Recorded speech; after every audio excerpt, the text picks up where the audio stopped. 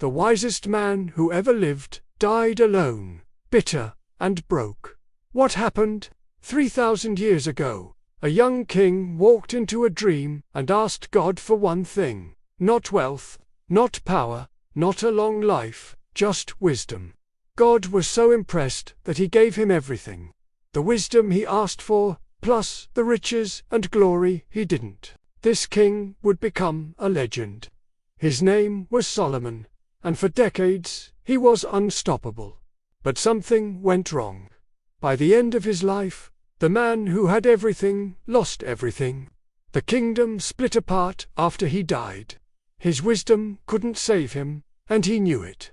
So what breaks a man who has infinite wisdom? Back then, wisdom meant power. If you were wise, you could rule justly, make good decisions, avoid disasters. Solomon had all of that. He settled impossible disputes. He built a temple that became one of the wonders of the ancient world. Kings and queens traveled from distant lands just to hear him speak. His proverbs are still quoted today. The man knew how to live, but knowing and doing are two completely different things. You know you should sleep more. You know you should put your phone down. You know you should stop doing the thing that's destroying you. And yet, Solomon knew better than anyone what would ruin him. He wrote about it. He warned against it. Then he did it anyway. That's the real story. When Solomon first became king, he was terrified. His father was David, the giant slayer, the warrior, the legend. How do you follow that? Solomon was young, inexperienced, and he knew it. So when God appeared to him in a dream and said, "Ask for whatever you want," Solomon didn't ask for what most people would ask for. He asked for wisdom to lead his people well. God gave it to him, and at first it worked perfectly. There's a famous story about two women who came to Solomon, both claiming to be the mother of the same baby. No witnesses, no evidence, just two women and one child. Solomon listened to both of them argue. Then he said something that shocked everyone in the room. "Bring me a sword. Cut the baby in half. Give each woman half." One woman said, "Fine, do it."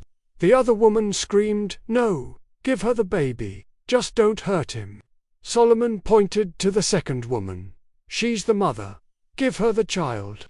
The real mother would rather lose her baby than see him killed. The fake one didn't care. Solomon saw through the lie in seconds. Word spread fast. People realized this king was different. He could see what others couldn't. His wealth grew, his influence grew. Other kingdoms wanted alliances with him. He married a pharaoh's daughter, which was massive politically. He built the temple his father David had always dreamed of building but never could. Everything he touched turned to gold. Literally, his annual income was 25 tons of gold. He had a throne made of ivory covered in gold. He drank from golden cups. He lived in a palace that took 13 years to build. And this is where the crack starts to show. Solomon kept marrying, not because he loved these women, because it secured alliances. It kept peace with neighboring nations. It made political sense. One wife became 10. 10 became 100. By the end, he had 700 wives and 300 concubines. The Bible says they turned his heart away from God. But it's deeper than that. Every wife came from a different culture, a different religion, a different worldview. And Solomon, trying to keep everyone happy, built temples for their gods, shrines to Ashtoreth, altars to Molech. He didn't abandon his own beliefs completely, he just added more. A little compromise here, a little tolerance there. No big deal, right? Except it was. See, Solomon wrote this in his own book of Proverbs. Above all else, guard your heart, for everything you do flows from it. He knew, he understood that what you allow into your life shapes who you become. He wrote warnings about the dangers of too many desires, about the trap of wanting more. And yet, he built a kingdom on excess. There's another line he wrote: "Whoever walks with the wise becomes wise, but the companion of fools will suffer harm." Then he surrounded himself with people who wanted something from him, wives who worshipped other gods, officials who cared more about power than truth. He knew better. He did it anyway. This is the thing about wisdom. It doesn't force you to act, it just shows you the consequences. Solomon could see the cliff. He walked toward it with his eyes wide open. As he got older, something changed. You can feel it in his writing. Early in his life, he wrote Proverbs, full of confidence and clarity about how to live well. Later, he wrote Ecclesiastes, and Ecclesiastes is dark. It's a book written by someone who tried everything and found it all empty. He talks about how everything is meaningless. Chasing after wind, he had endless wisdom, endless wealth, endless pleasure, and none of it satisfied him. He wrote, "I denied myself nothing my eyes desired. I refused my heart no pleasure. Yet when I surveyed all that my hands had done and what I had toiled to achieve, everything was meaningless." A chasing after wind, the man who had everything realized it wasn't enough. Worse, he realized he knew this would happen.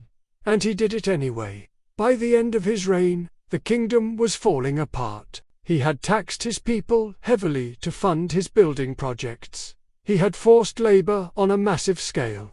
The northern tribes were angry. They felt exploited. And his son Rehoboam, who would become king after him, had learned nothing from Solomon's wisdom. The kingdom split in two almost immediately after Solomon died. Everything Solomon built crumbled. The wisest man in history couldn't stop his own destruction. Now think about your life. You know what's good for you. You've read the articles. You've heard the advice. You know that scrolling for 3 hours isn't helping. You know that saying yes to everything is burning you out. You know that chasing the next promotion, the next milestone, the next achievement isn't going to finally make you feel complete. But you keep doing it. Just like Solomon. He had wisdom. What he didn't have was discipline. Or maybe he had discipline at first and lost it slowly over time. One compromise led to another. One exception became the rule. He thought he could control it. He thought his wisdom made him immune to the consequences. It didn't. You're doing the same thing in smaller ways. You know your relationship needs attention, but you keep choosing work. You know you need rest, but you keep pushing. You know that thing you're chasing won't actually make you happy, but you tell yourself it will be different this time. You're wise enough to see the problem, not strong enough to stop it. Solomon's downfall wasn't a surprise. It was a slow drift. He didn't wake up one day and abandon everything. He just made small compromises that compounded over decades.